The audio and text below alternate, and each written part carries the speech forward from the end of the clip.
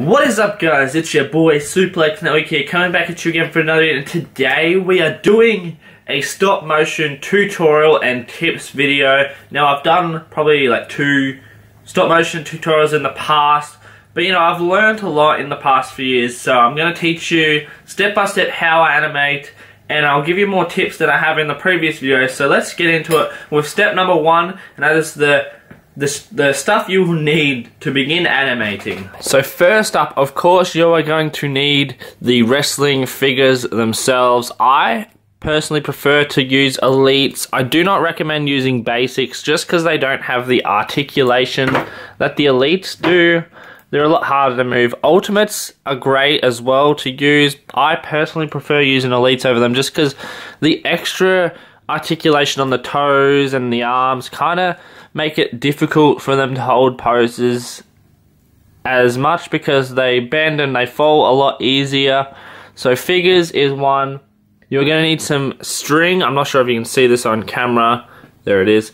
String or fishing line tied in a circle, like tied one whole thing. So if I pull on it, it's not coming apart. So I have 3 of these string like loops, just so I can do multiple moves. You'll probably need more than 1. You can't really do much with 1, but so have 2 or 3 of those strings. Next, you'll need some sticky tack or blue tack, just so when the figures are standing, you can have it on their feet, and you can stand them still, and they will stick to the mat. So you put it on the bottom of their feet there. And next, I have an elastic band. I'll show you more about that in the future. And then you'll need your setup. So realistically, you don't need a flashy backdrop and a nice ring and all this cool stuff. You could just use a tabletop. Realistically, a tabletop would work fine. And in a backdrop, you just want to have a clean backdrop. You don't want to have like just stuff everywhere. You want to have like a nice clean backdrop just so nothing is distracted from the animation itself. People can focus on the animation and not look and go, oh, what is this little Lego thing over there? Just try and keep it nice and clean and tidy. And of course, you'll need a camera to use to take the photos. This is the camera I use.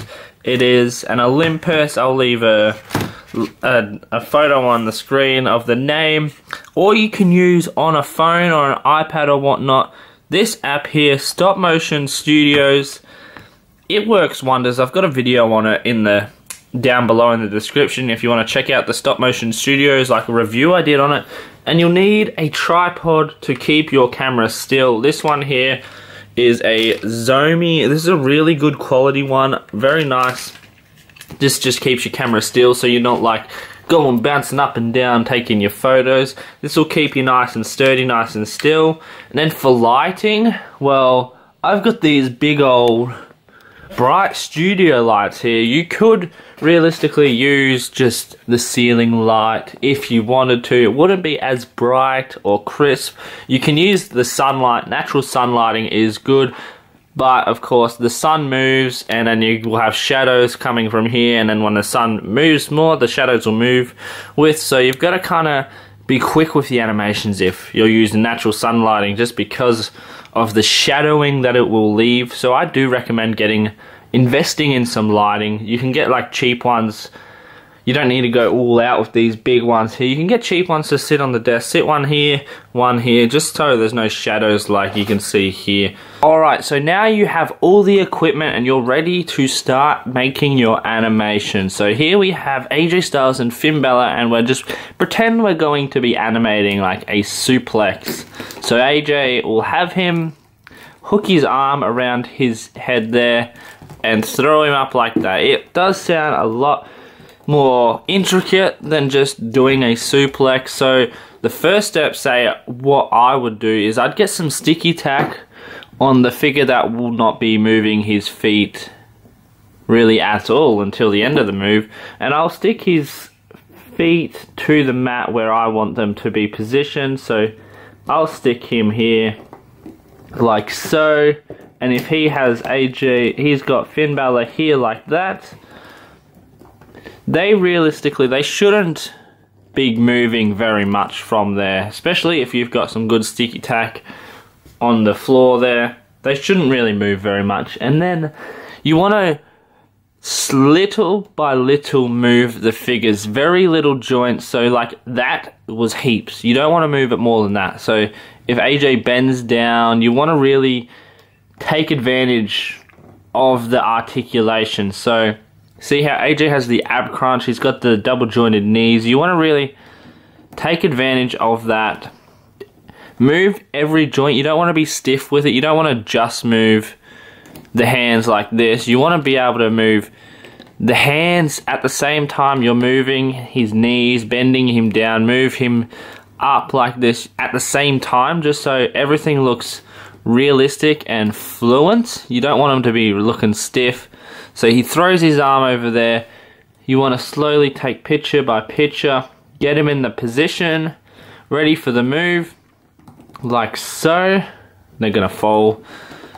Just wrap them against each other very tightly. Use themselves to balance each other. So balance AJ off Finn, Finn off AJ, like so.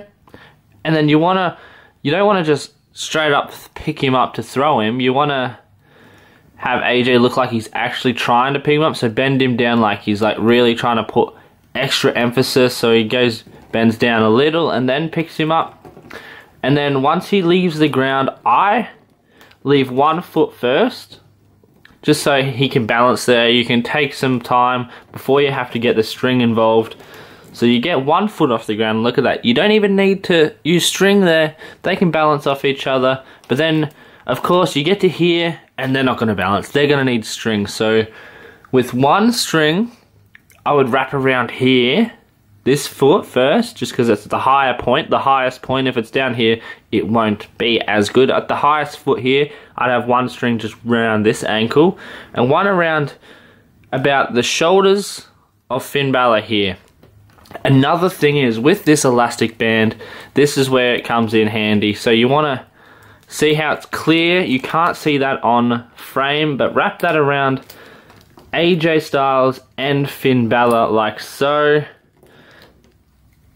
So once you have them wrapped around, the string essentially should hold them both up and they shouldn't be getting jumbled and tangled in each other. So that elastic is going to hold them together.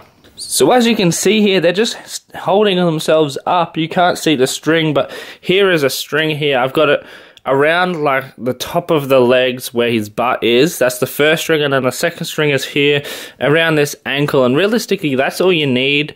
You should be able to, with the strings and the elastic, should be able to take them both over for the suplex. Remember to move the joints little by little.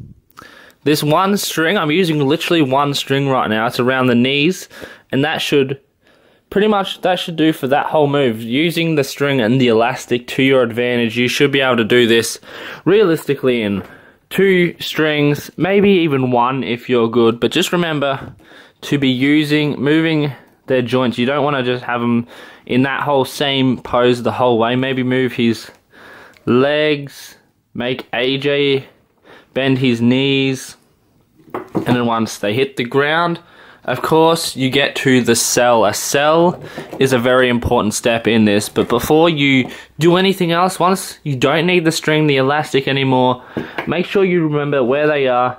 Take off the sticky tack from the feet. Take the string off from the figures, because you don't want the string just sitting on the floor of the ring. I am guilty of doing that sometimes. You get a bit lazy, but you want to take everything away from them, because as much frames you can do without the string in it, the less editing you have to do if you're going to be doing all that. So once they've hit, you take the strings off, whatnot, and then the sell. Make sure you make both of the figures sell it. So make Finn Balor just took a suplex, so his back is going to be sore. So when you hit a suplex, your back's sore. So maybe make him go, ow, my back. Make him hold his back. Fall over, roll over, twist and turn. Really exaggerate the sell, because stop motion goes so quickly.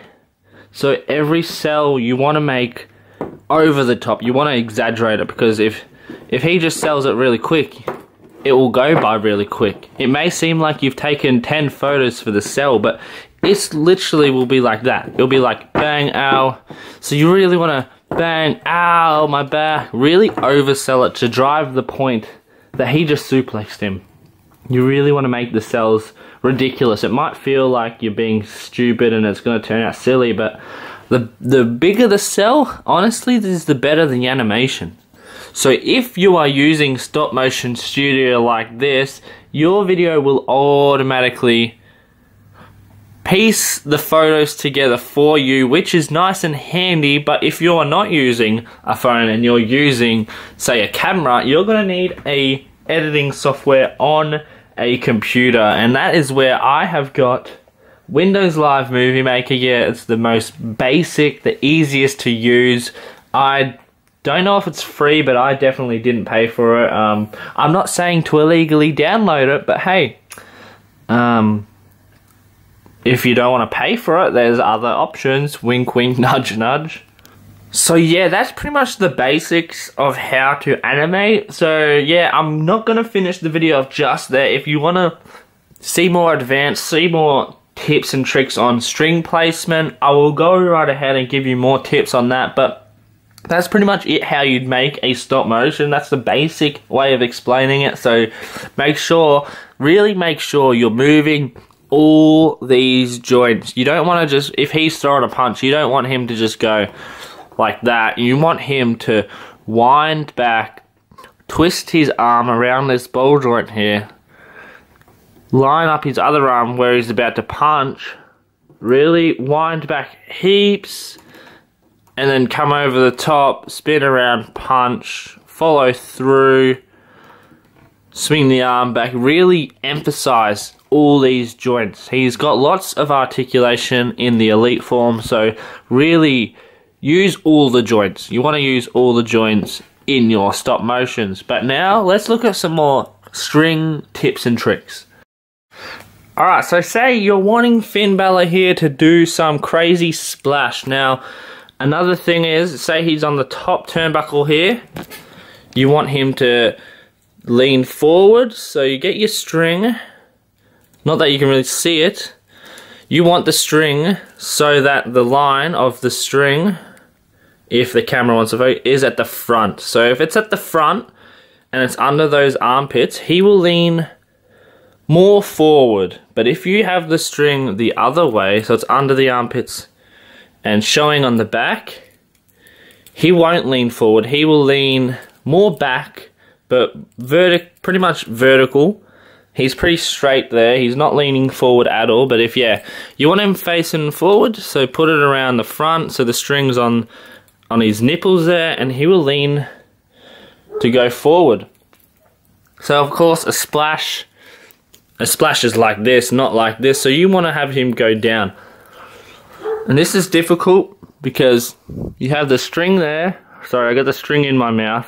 The string there and the string around the ankles, which if you just have them sat there like that, they just slide up the figure. So another tip is to wrap it around a few times in these ankle joints. So if I've got it here, pulling it nice and tight, I wrap it around the ankle a few times in that joint. That way it will not slide up the figure. It will not slide to around his waist. And then he can slowly, at your own pace, go from here, down to here, down to here, down to a frog splash like that. But if that doesn't work for you, you can just have him sat around his ankles and to hold them there, a bit of sticky tack on the string like so. So it's just stuck to him, and if you're holding it on this angle, you can't see that sticky tack at all. So sticky tack also does help hold the string in the place. So those are a few more string tips and tricks for you to use in your animations. Also, the elastic band, of course, as I said previously, is very helpful to have both your figures falling at the same time and not having to hold them up with 20,000 strings. So if you're doing a German, you realistically only need 1 or 2 strings for the whole thing, because that elastic band will hold them both together nice and tightly, and then yeah, you could hit the German, bang, and there we have it. So guys, there we have it. That is this video. That is my stop motion tutorial / tips, tricks. If you have any questions, let me know down in the comments below, and I'll try my best to answer them in a reply. Otherwise, I might make a video specifically for your comments. So let me know in the comments if you had any questions about making stop motions, any more tips you want to see, any advice you want, and I'll be sure to get back to you. So if you enjoyed this video, don't forget to leave a like, hit that subscribe button. It's your boy Suplex Network signing off. Peace.